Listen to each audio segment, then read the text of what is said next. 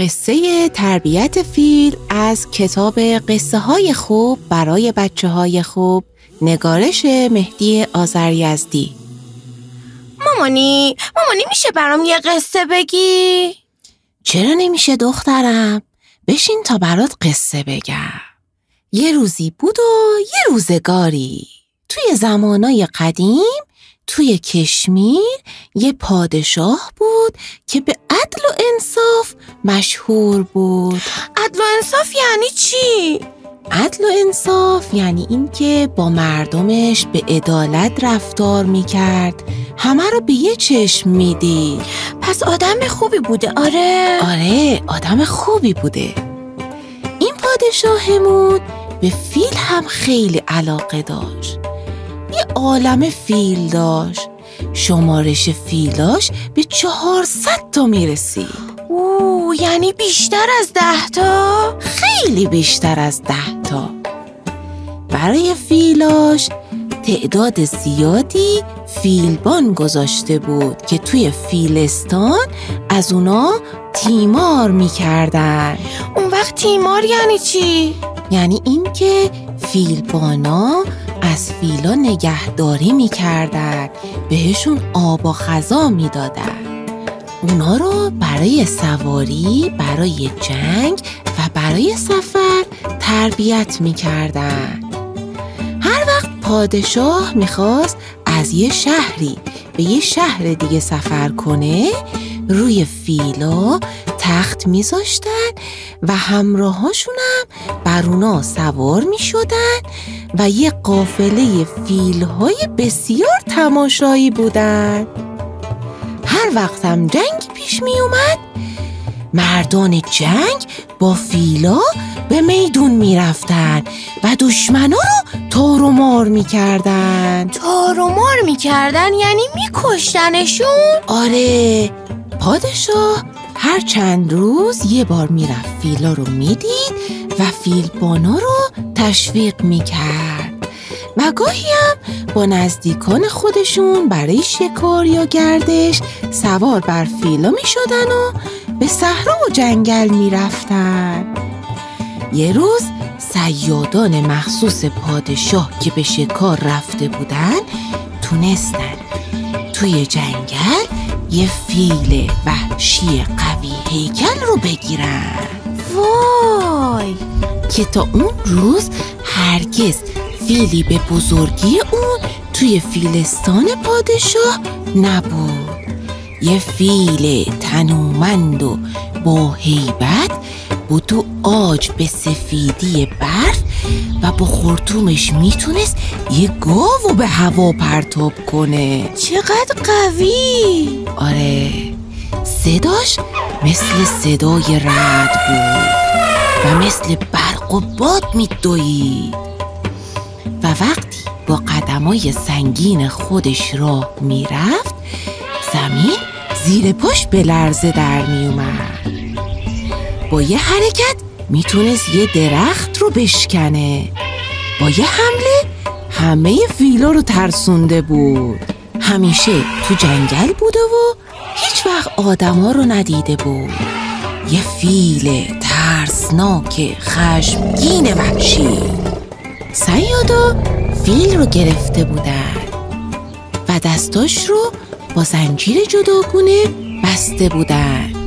با بندای محکم اون رو به نزد پادشاه آوردن. آخه فیل گناه داره.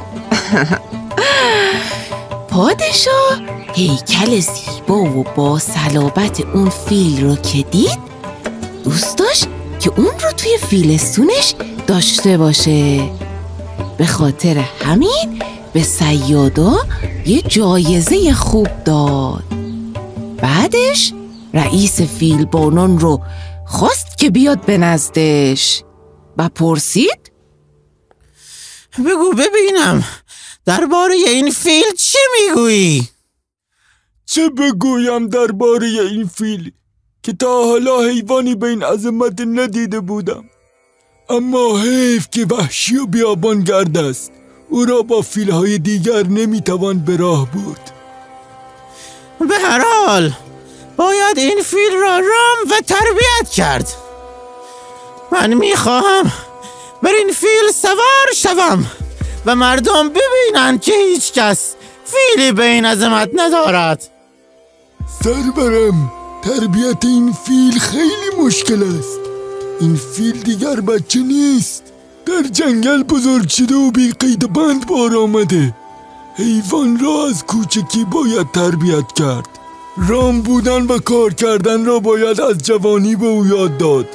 این فیل اگر چیزی هم یاد بگیرد اما درونش وحشی خواهد ماند. در هر حال تربیت او خیلی طول میکشد. من 3 سال به تو مهلت میدم. باید این فیل را چنان تربیت کنی که لایق خدمت بشود و در جنگ و سفر به کار آید. از همین امروز فیل را به تو می سپارم و سر وعده باید آماده کار و زار باشد. فیلبان اطاعت کرد و فیل بزرگ رو به فیلستان بردن. یه خونه و یه باغ بزرگ بهش دادن و فیلبان اونجوری که بلد بود فیل رو تربیت کرد. تا یه مدت فیل توی زنجیرای محکم نگهش داشته بودن. فیلبانم هر روز با دست خودش بهش آب و خوراک میداد تا یکم رام شد.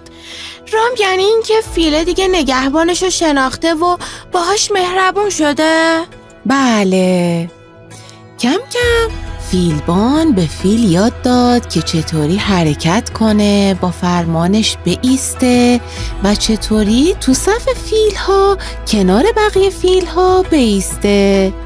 فیلم رفته بوده مدرسه فیل‌ها. بله عزیزم. فیلبان گاهی وقتا سوار فیل می شد، اونو به صحرا می برد و گاهی هم یه مدت اونو توی طویله می بست و بعضی وقتا هم اونو با فیلای دیگه به جنگ می انداخت و بهش یاد داد که چطوری رفتار کنه. تا اینکه 3 سال گذشت و روز وعده رسید. پادشاه فرمان داد که فیل بزرگ رو بیارن تا نتیجه تربیتش رو ببینه. فیلبان فیل رو حاضر کرد. دیگه دست و پای فیل رو نمی بستن و پادشاه فیل رو دید که قوی‌تر و آرومتر شده. چقدر خوب. آیا می توان بر این فیل سوار شد؟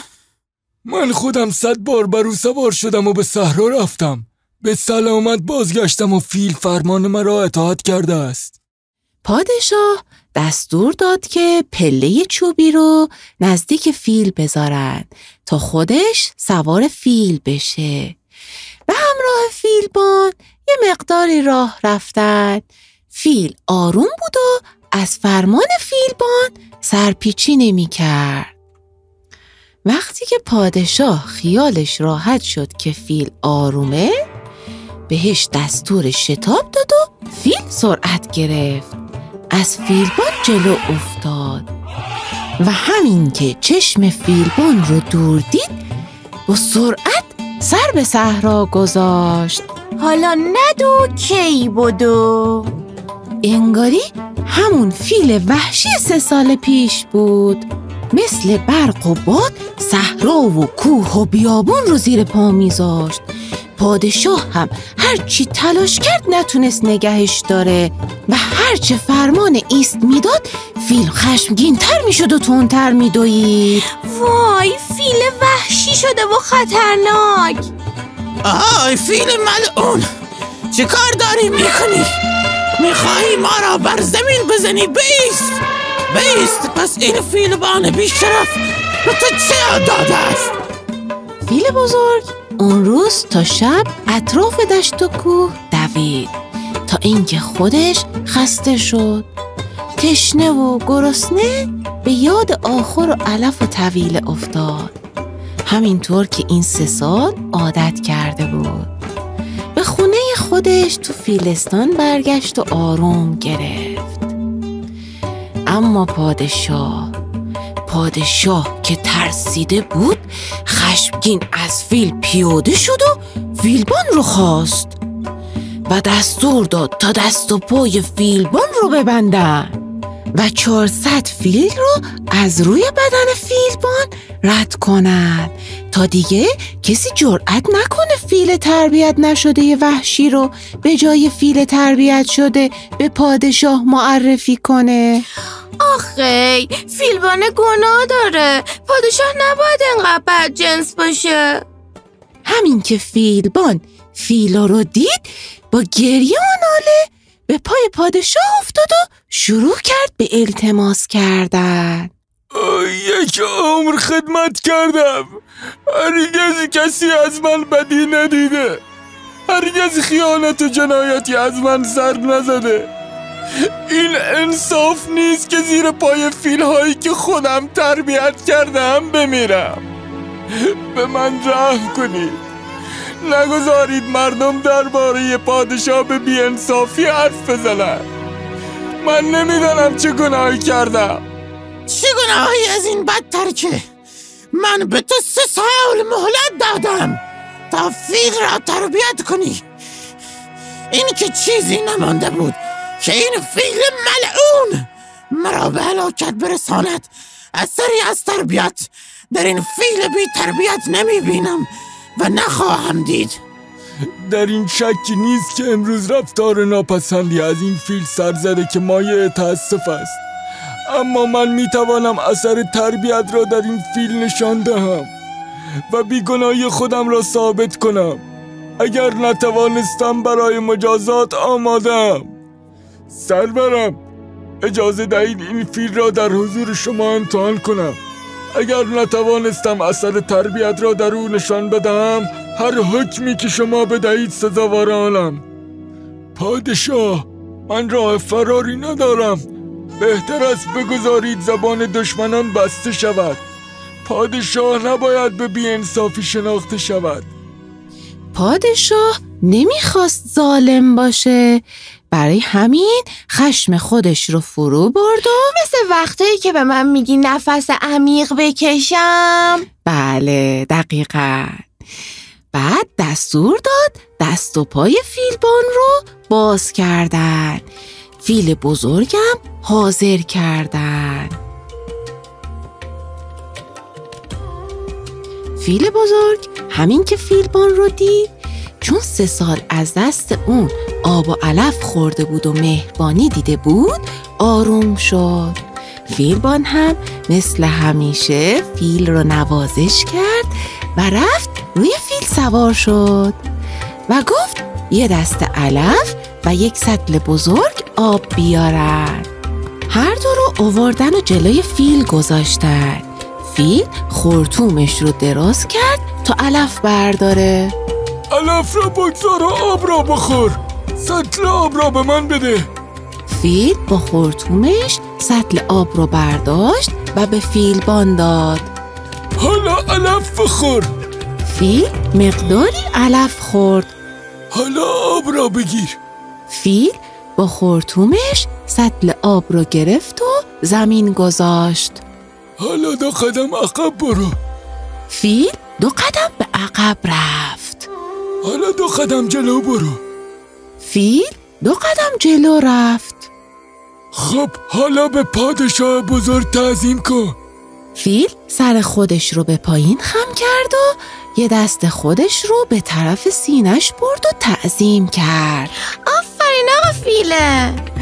اون وقت فیلبان از فیل پیاده شد. پادشاه به سلامت باشد. سرورم، من سعی خودم را کردم و هرچی بلد بودم به این فیل آموختم. فیل هم به اندازه شعور حیوانی خودش، چون از دست من آب و علف خورده بود و محبت و آسایش یافته بود، اطاعت کرد. بارها او را به صحرا بردم و بازگرداندم. بارها او را کتک زدم و هرگز در این مدت وحشیگری نکرده بود و از من اطاعت میکرد. اما من زبان فیل را نمیدانم دلش چه میخواهد. فکر و شعور او را نمیتوانم عوض کنم. عقل ندارد، حیوان است. جز آب و علف چیزی نمیشناسد. 3 سال پیش هم گفتم حیوان وحشی را باید از بچگی تربیت کرد تا وحشیگری ندیده باشد. آن که همیشه تربیت میپذیرد انسان است که عقل دارد. حرف حساب را میفهمد. حساب خوب و بد را از حساب آب و علف جدا میکند. حرف من همین بود. حالا هم تسلیم فرمان پادشاه هستم.